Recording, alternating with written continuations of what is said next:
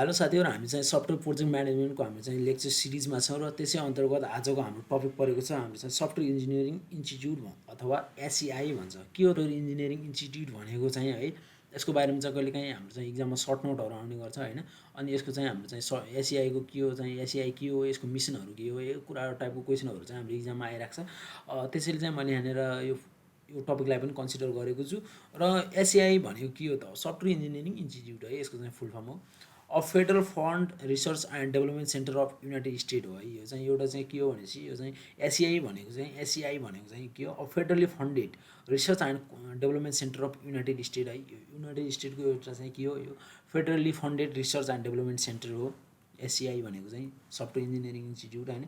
अनि चाहिँ के हुन्छ एसईआईमा चाहिँ हामी के गर्छौँ, works closely with industry and academia the research collaboration है। रिसर्च कोलाबोरेसन गरेर चाहिँ हामी के गर्छौँ, एकाडेमियासँग चाहिँ रिसर्च कोलाबोरेसन गरेर चाहिँ हामी चाहिँ के भन्छ, हामी इन्डस्ट्री अथवा चाहिँ हाम्रो चाहिँ त्यो एकाडेमिकसँग चाहिँ हामी के गर्छौँ, क्लोजली हामी चाहिँ गर्छौँ।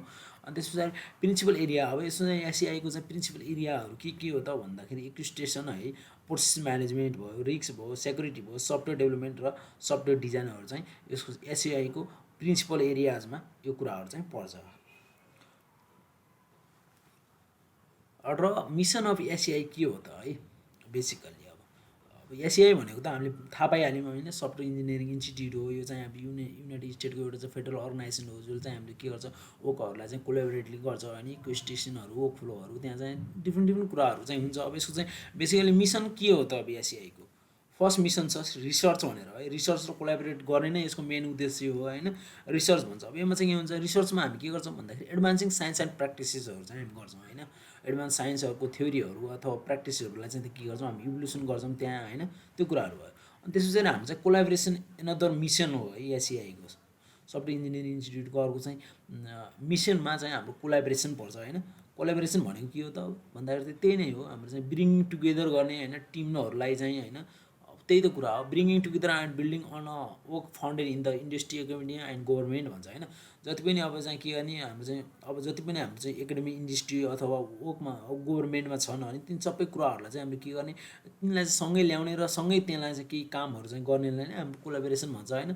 अब टिमको कोलाबोरेसन भयो। अनि त्यसै अब हाम्रो डेभलपमेन्ट एन्ड डेमोन्स्ट्रेसन भनेर अर्को चाहिँ मिसन छ। अब यसमा चाहिँ के हुन्छ, अब माथि हाम्रो रिसर्चिङ गरिरहेको थियौँ, कोलाबोरेसनमा चाहिँ हाम्रो टिमहरूलाई चाहिँ सँगै टुगेदर ल्याएको थियो, जसको चाहिँ एउटै मिसन एन्ड गोल होस् होइन। अनि त्यसपछि अब डेभलपमेन्ट एन्ड डेमोन्स्ट्रेसनमा के गर्छौँ, हामी डेभलप र डेमोन्स्ट्रेट गर्ने हो होइन। Maturing promises technology and practices and demonstrating their utility through the trial approaches or prototypes है।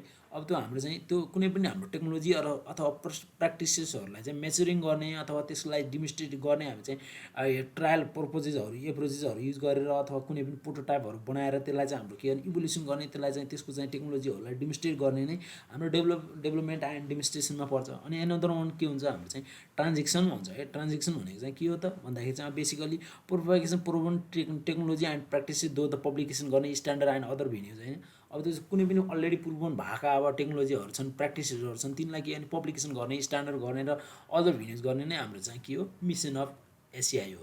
यसमा बेसिकली चारवटा हाम्रो चाहिँ मिसनहरू पर्छ, research, collaboration, develop and demonstration and then transaction भनेर। Thank you for watching this.